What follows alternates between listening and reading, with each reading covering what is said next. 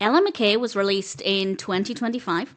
This is directed by James L. Brooks and it's written by Brooks with a cast including Emma Mackey, Jamie Lee Curtis. We have Woody Harrelson. It's because of Woody Harrelson that I wanted to watch this, and then I read the description and thought that sounds like it could be quite interesting.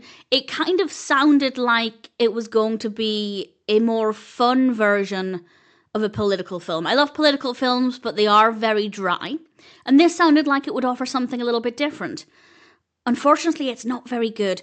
Ella becomes a governor and also has to balance her personal life and relationships. And as I said, political films can be quite dry. They're not usually very funny, and that's not a criticism, that's just the style of the film. This one doesn't work for two reasons.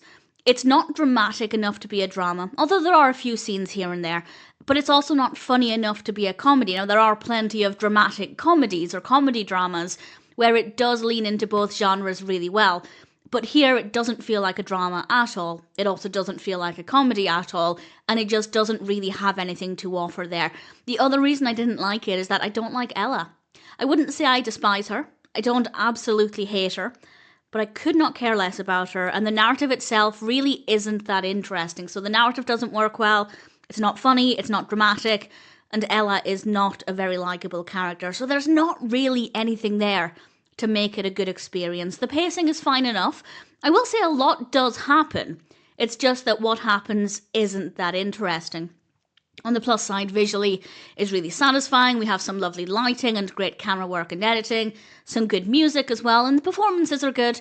I may not have cared for any of the characters, but the performances were not bad.